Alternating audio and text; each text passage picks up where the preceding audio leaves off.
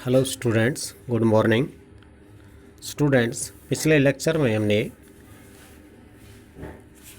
Methods of sampling के random sampling method की चर्चा की थी। आज हम अन्य दो विधियों की चर्चा करेंगे, जिनमें से एक है पर्पचिव और दूसरी है स्ट्रैटिफाइड या मिक्स्ड सैम्पलिंग। तो पर्पचिव सैम्पलिंग क्या होती है?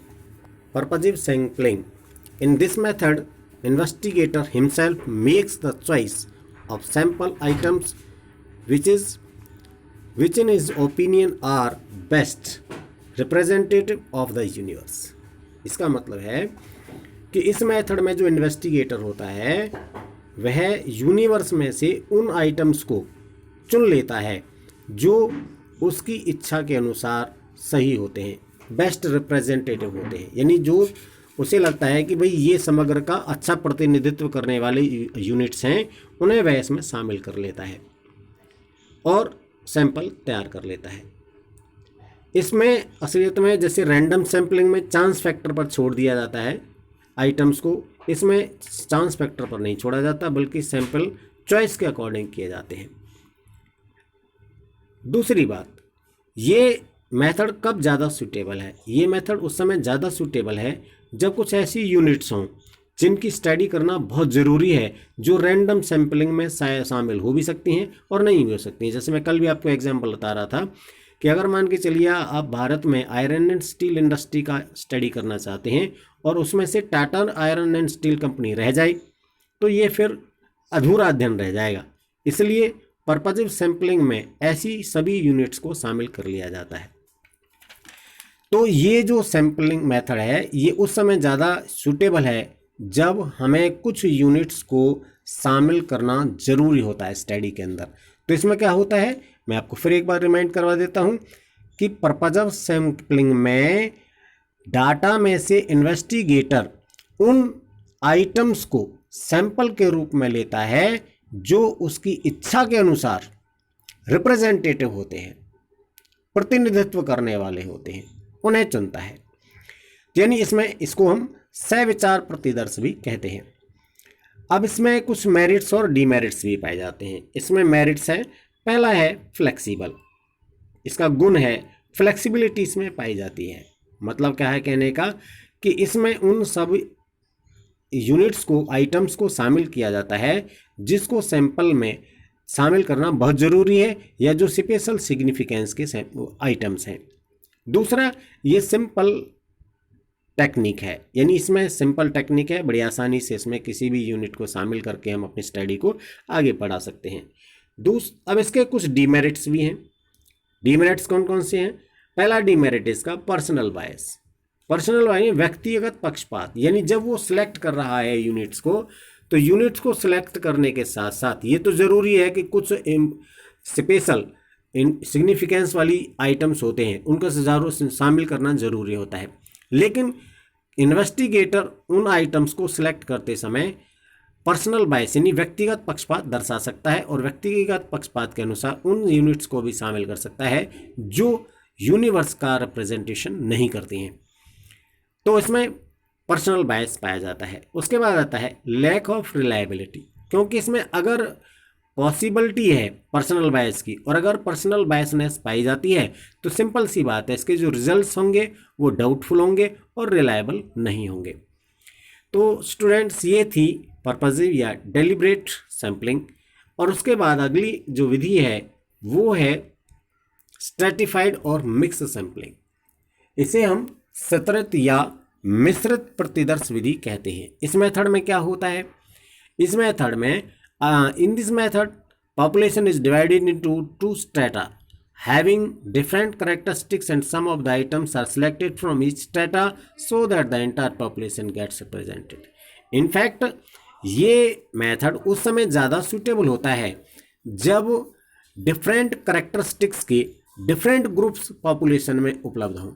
यानी हमारा जो पॉपुलेशन है यूनिवर्स में है उसमें अगर हमें कुछ ग्रुप्स पाए जाते हैं जो डिफरेंट करेक्टरिस्टिक्स उनमें होते हैं, तो हमें क्या करना पड़ता है, अपनी पॉपुलेशन को यानी अपने यूनिवर्स को डिफरेंट स्ट्रेटाज यानी अलग अलग ग्रुपों में बांट देना पड़ता है जो उनकी गुण के अनुसार या उनकी समानता के आधार पर होते हैं, और जो उन्हें बांटने के बाद फिर उनमें से हम कुछ सैंपल सेलेक्ट कर लेते हैं पॉपुलेशन में से, जो उनका प्रतिनिधित्व करते हैं।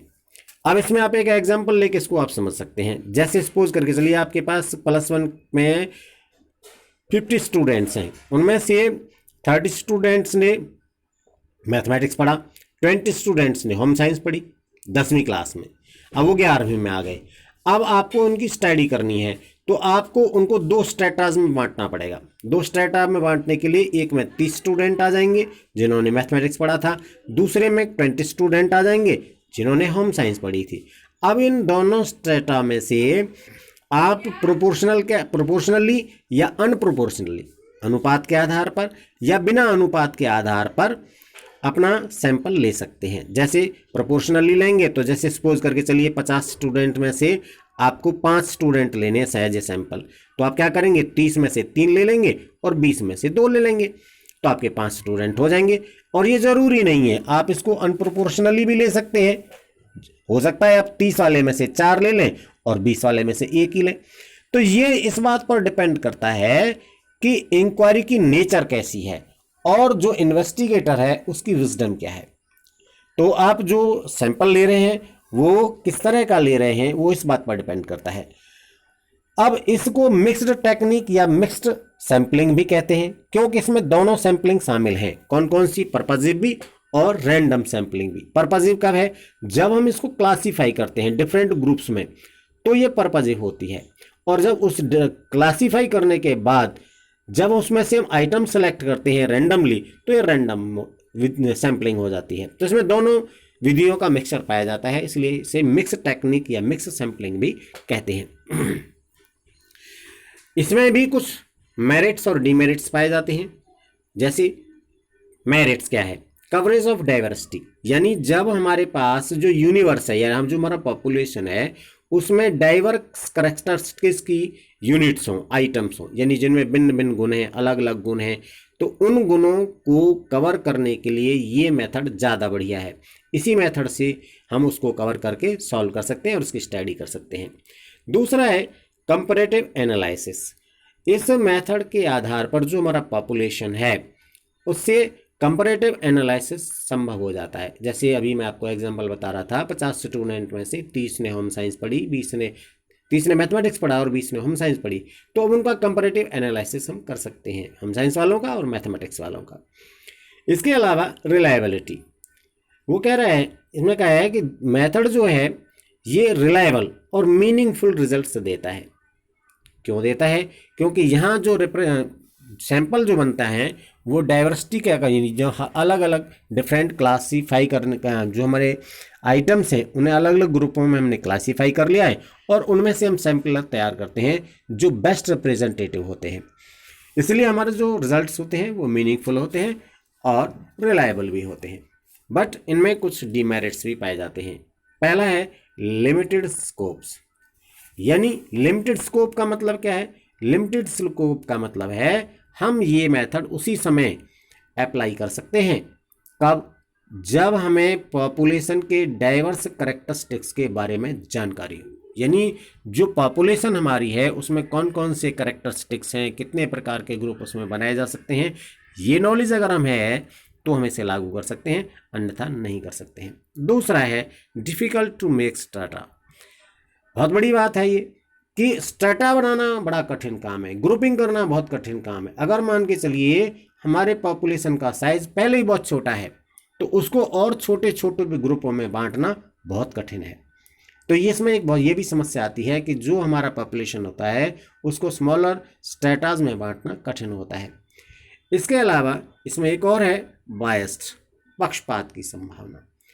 तो इसमें जब हम क्लासिफिकेशन करते हैं, क्योंकि इसमें दोनों में मेथड्स का यूज़ किया गया है, रैंडम सैम्पलिंग का भी और पर्पजिव का भी, तो जब हम पर्पजिव सैम्पलिंग का यूज करके क्लासीफाई करते हैं, उसको क्लासिफिकेशन करते हैं पॉपुलेशन का, तो उस समय पक्षपात की संभावना होती है, पार्शियलिटी पाई जाती है और पार्शियलिटी के कारण इसमें जो रिजल्ट्स हैं वो ख़राब हो सकते हैं, अच्छे नहीं हो सकते हैं। तो स्टूडेंट्स ये आपकी 2 विधियाँ थी और जो कुछ 3 या 4 विधि रह गई हैं उन्हें अगले लेक्चर में डिस्कस करेंगे। Thank you.